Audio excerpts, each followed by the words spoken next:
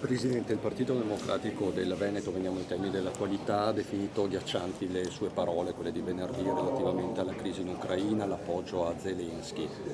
Anche alla luce di quello che è successo ieri a Londra, qual è la sua posizione, la ribadisce?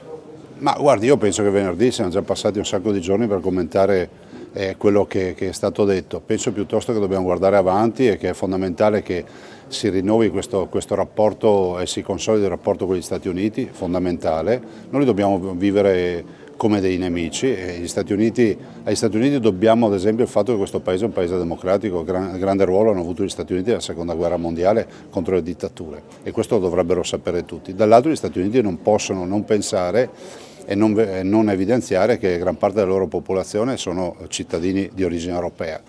Non ultimo abbiamo un percorso da fare assieme, visto e considerato che anche qui non dobbiamo avere complessi di inferiorità, l'Europa non deve andare avanti in ordine sparso, assolutamente sarebbe dannoso cadere nel dividi et impera e quindi compatti, ma dall'altro non avere complessi di inferiorità e avere anche certezza del fatto che siamo il mercato più grande del mondo con 450 milioni di abitanti e la vedo improbabile che gli Stati Uniti possano pensare di vivere senza avere rapporti buoni con questo mercato. Cerchiamo anche di capire che se gli Stati Uniti si defilano da questo contesto di guerra, di conflitto bellico, la situazione veramente può precipitare e noi dobbiamo puntare solo una cosa, che è esattamente quello che è uscito dalla conferenza stampa e ne è uscito dalla conferenza stampa Trump-Zelensky, che era una conferenza stampa post riunione riservata, ovvero che della necessità quantomeno di arrivare a un cessato il fuoco subito. Che serve aumentare le spese militari, l'Europa deve aumentare le spese militari. Ma guardi, lo chiedono obiettori di coscienza, noi non serve essere obiettori di coscienza per dire che siamo tutti contro la guerra. Da quella conferenza stampa ne è venuto fuori anche che Trump ha detto e Zelensky ha confermato che si perdono circa 2000 vite umane tra i soldati ogni settimana. Penso che questo sia un bilancio che noi dobbiamo fermare velocemente e penso che la vera via di uscita per chiudere questo episodio di questa guerra è una dei 60 focolai di guerra nel mondo, ma è una grande guerra, fra l'altro vicina a noi, a circa 2000 km, sia assolutamente la via diplomatica. La via diplomatica... Devo ancora finire. La via diplomatica è la vera soluzione, anche perché le guerre hanno un inizio e una fine. La diplomazia ne riduce lo spazio tra l'inizio e la fine. Prego. Presidente, una delle preoccupazioni sempre in merito ai rapporti fra l'Europa e gli Stati Uniti è quella dei dazi. Lei ne ha già parlato anche nei giorni scorsi, però insomma rimane un tema che le nostre aziende soffrono particolarmente. Lei su questo fronte che cosa si aspetta? Io mi sono già espresso, dazi del 25% anche inferiori sarebbero un disastro per la nostra economia. Si consideri che il Veneto ha un export di 8 miliardi di euro, avere dazi rispetto all'America, agli Stati Uniti, avere dazi significa comunque essere meno competitivi sul mercato.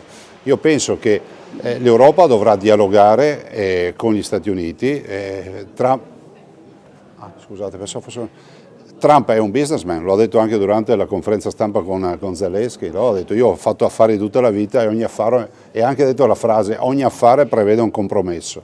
Dobbiamo dialogare con gli Stati Uniti e con le minacce non si va da nessuna parte, non dobbiamo subire dazi e gli Stati Uniti sanno benissimo che non possono rinunciare a un mercato come quello europeo. Ma a me inquieta il fatto che ci sia questa volontà, pensiero strisciante in questo paese, seppur minimale, di pensare che gli Stati Uniti siano diventati una nostra controparte e siano dei nemici. Allora noi non possiamo ragionare in materia di amicizia o di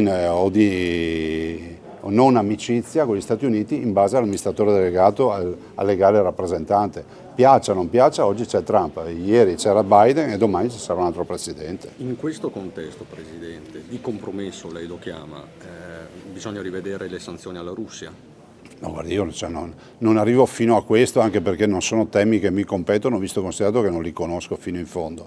Penso che sia fondamentale che questa guerra si chiuda velocemente ed è innegabile che le guerre iniziano il loro percorso di chiusura dal cessate il fuoco.